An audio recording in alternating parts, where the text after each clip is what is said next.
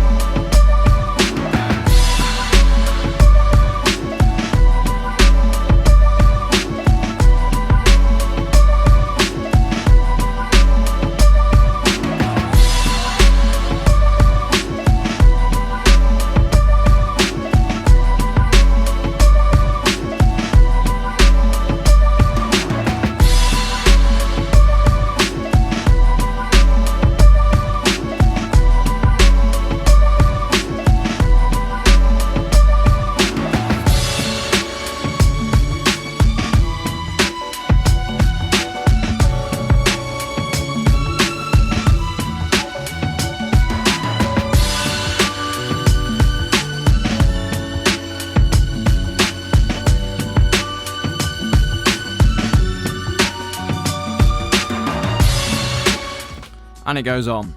So this record, I want to say right now, is inspired by Just Blaze. I'm not trying to say that this is, you know, you could imagine this being produced by him, because obviously it's produced by me. But there's certain elements that I've taken from his sound and kind of reproduced in order to be able to give a kind of solid demonstration and deconstruction of, you know, the Just Blaze sound. So the first thing I want to start with is the sample chopping. So there are a few different layers. Yeah, just two different layers. I've got the main chop here.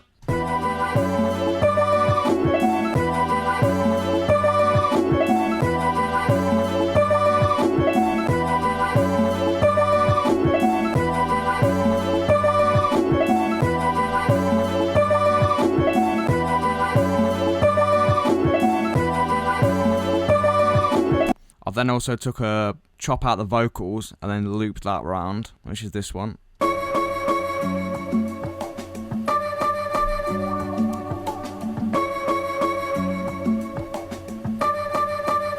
And then if I play them together, it sounds like this.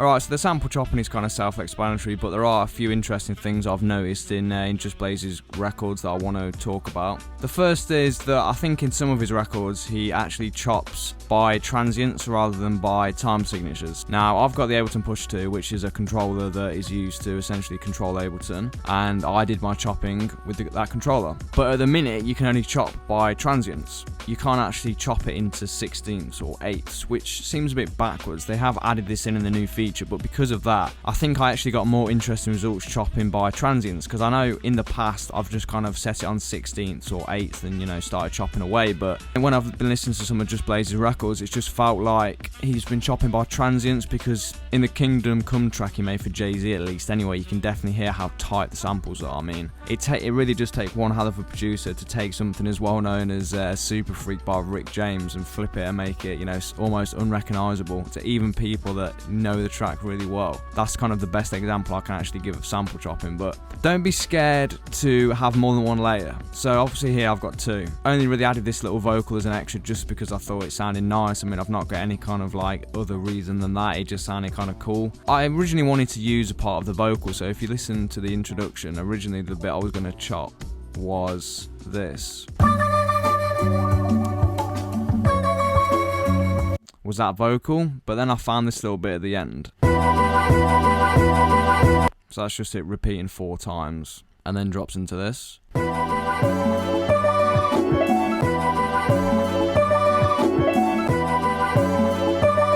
I mean, if I put it on this, you can actually see down here the chops playing in real time.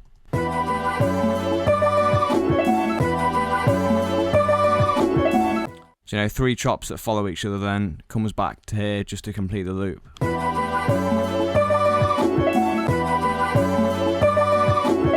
I mean, sample chopping really is an art in itself. There's not really much I can explain about that other than it just takes a lot of experimentation. I was just sitting there for hours just playing around trying to find something that works. There's not a whole lot I can say on that. As far as choosing your samples, I mean, whenever I'm doing anything that isn't making music, I'm always listening for samples. So I'll just go on YouTube and I'll just flick through kind of 80s, 90s, 70s records, and I'll just have them playing in the background. And as soon as something sticks out to me, I'll put it in a playlist and I'll come home and I'll make a record out of it. Because I think when you're actually looking for samples, sometimes you're listening so intensely that anything just sounds good. You know, when you're completing a task and you have music on in the background and it's just kind of like a backdrop, but then suddenly something dope happens in the music and then you suddenly take notice of the music. That's kind of what I'm going for in sampling. So I'm kind of having the records playing in the background, and then when something makes me realise that I'm actually listening to a song and I've actually noticed something in that song, I'm like, oh yeah, I should sample that because it's actually stuck out to me. That's kind of the way I like to work when it comes to sample chopping, because I think, like I said, when you're listening for samples,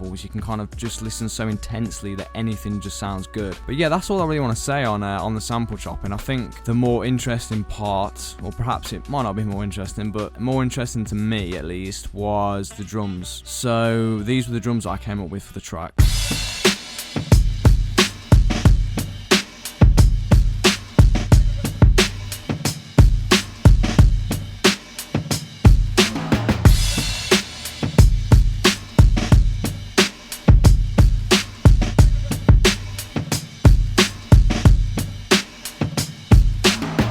So a few things I noticed that were kind of consistent throughout of 90 to 100% of Just Blaze's records was the fact that he uses a lot of percussion. So he uses, crash cymbals, breaks, there's tons of kind of high-end energy in his beats. He also uses a lot of tom rolls to kind of link 2 parts of a beat together. There's also a ton of kind of aggressive sounds in there. The snares are they've got a big crack on them. The drums sound live. They've got a really nice live feel to them, a lot of shuffle, a lot of groove. They're not very static. They've got a lot of movement in there, which is why I've got so many layers. If I actually go to the individual sounds, go to the kick drum first.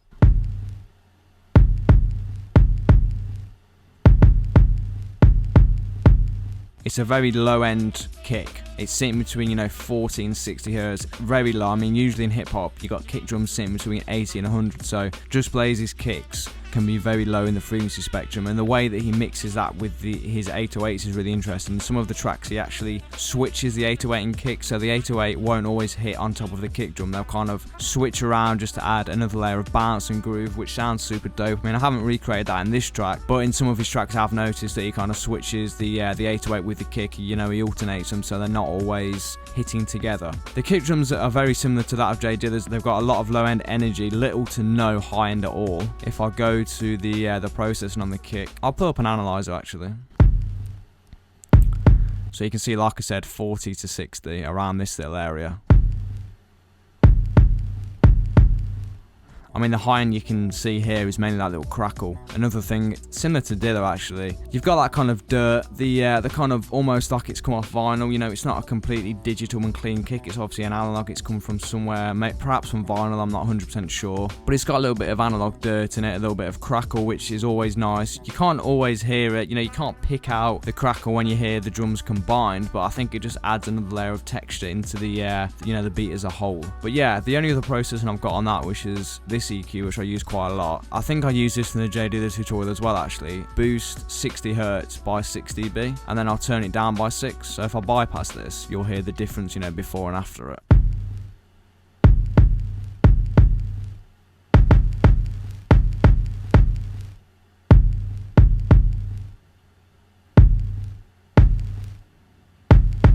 So moving on to the snare.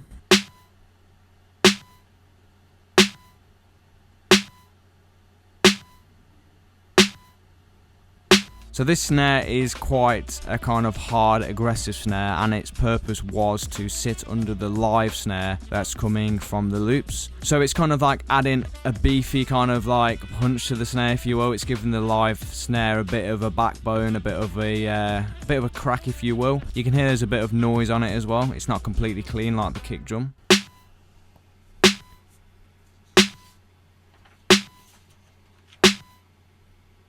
Another thing I noticed throughout some of Just Blaze's records, not all of them, he layers a tambourine hit with the snare and in this particular record it was the snare drum and the first kick of every bar. Now I've noticed a lot of producers like to layer tambourine hits, sometimes hi-hats, on top of snares, because obviously snare drums don't always have a ton of high-end energy in them. Now if you've got a kind of wall of sound mix, which Just Blaze seems to have, it's kind of like a prerequisite of a Just Blaze record, is it's got that massive sound. Sometimes the snare isn't always as clear as you'd like it to be, so adding a hi-hat or tambourine hit or whatever your choice of percussion sound is, it just gives it that extra bit of high end. It makes it a bit more obvious where it is, and it just makes it sound a little bit more clearer. But it's something to experiment with. It's not something Just Blaze does in every record, but it's just something I've noticed on a few of them. So that's the snare, and obviously like I said, that was the backbone to sit under the live groove that's provided in this loop. I think this one as well.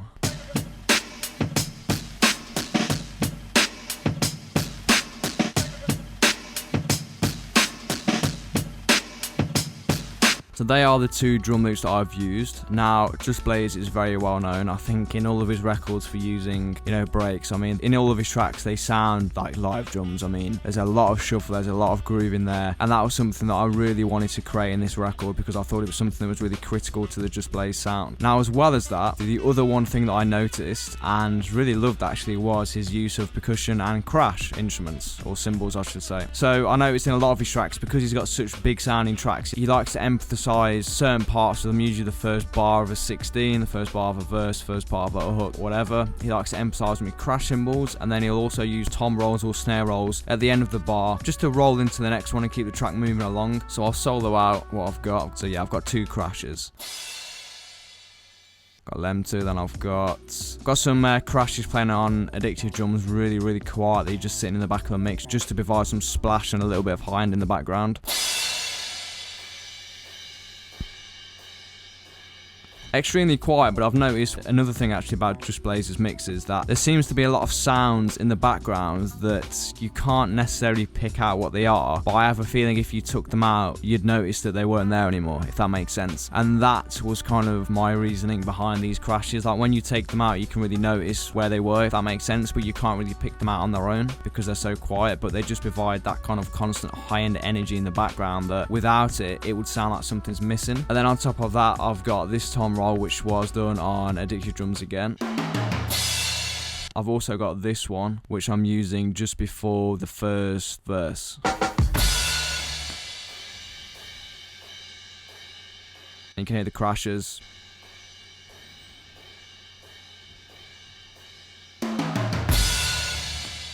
And then obviously if I layer that with the two loops, and I'll layer it with my drum hits.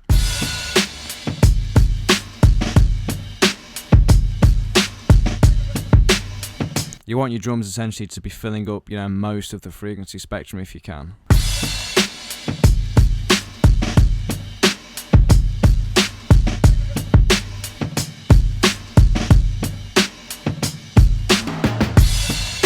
Actually, if I go back to them crash cymbals and take them out, you should notice that they're not there.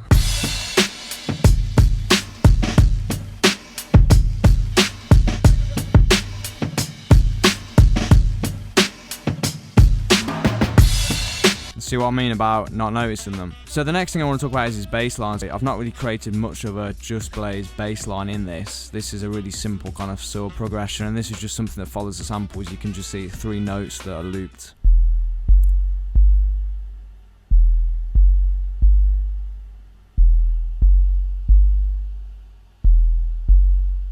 But the thing I have noticed about Just Blaze's bass lines is they seem to work around the beat. So they don't play kind of continuously. They're just like either 808s or they are kind of like, you know, actual sub basses that just seem to almost add an extra layer of bounce around the beat, especially in that Never Been in Love track that he made. Such a groovy 808. It really does emphasize the beat in a way that it definitely does have a life of its own. It really does. I mean, this one is a really static bass line. It's not a great example of a Just Blaze bass, but I mean, this track was, you know, inspired by Just Blaze. I'm not saying that it's going to be completely perfect, but with his 808s, you know, he's playing with the pitch, he's playing with the kind of bounce of the track almost. Like I say, it's giving the track an added bounce, it's sitting around the beat and it's not playing continuously. Sometimes I've noticed in some of his tracks that he's using the 808s to actually emphasize certain areas of the track. So you'll hear like the 808 obviously go in pitch towards the end of the bar just to add a bit of variation and, you know, certain things like that. I think all these different elements, because when I do all of these tutorials, there's so many different elements that kind of make up an artist's sound, but a lot of it comes down to the mix. So how they mix their records, or how the mix engineer mixes the records, plays probably the biggest factor into an artist's sound, I think anyway. If you took out all of Just Blaze's high-end or high-frequency driven content like the percussion and the hi-hats, his tracks would sound extremely different. I think the high-end is super critical in Just Blaze's tracks. But I think to sum up, the main factors of a Just Blaze record is the bass line that contains a lot of movement in the low end. Obviously, he plays with either 808s, you know, bouncing around the kick drum. They're not always hitting together, which is interesting. That's something you should definitely play with. I think using the deep kick drum, which is something that is kind of shared with Jay Dilla, you know, sitting a kick around 40 to 60 hertz and making sure that it's kind of playing with the bass line, but it's still, you know, heard as a separate instrument. It's not blending into the bass line, and this is achieved, you know, through clever mixing techniques such as sidechain compression and, you know, others. A dope sample, obviously I touched on sampling earlier, what makes a dope sample, so I won't go over that again, but just make sure you're picking, you know, a really good sample to begin with. And I think different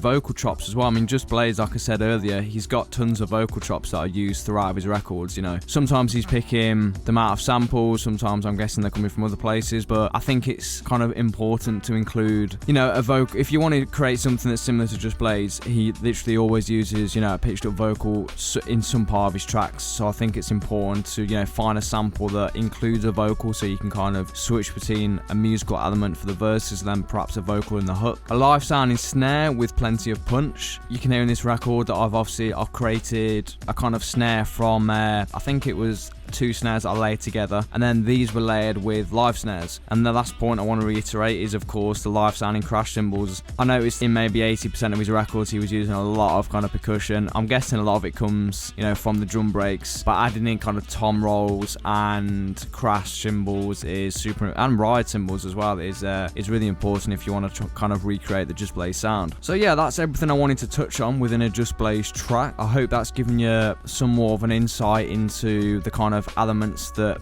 make up a Just Blaze record. As I said at the start of this video, I will be uploading every week now, so please drop your kind of suggestions for tutorials in the comments. Let me know any kind of, you know, give me any feedback you've got for these tutorials, if they're too long, if I'm not covering certain things you want me to cover, etc., and I'll make sure I improve them and fix them so you guys are getting as much content out of these as possible. Remember to check out the sample pack. The link will be in the description to that. There'll be a new one every week. If you enjoyed this tutorial, please like, share and subscribe. I am on a journey to reaching 100,000 YouTube subscribers, so I'm hoping that everyone who enjoys this tutorial will subscribe and stick around for more. Please like it, please share. It does mean the world to me when you subscribe, like and share. It really does. So thanks for checking this out. Hope you guys are all doing well, and I'll see you in the next one.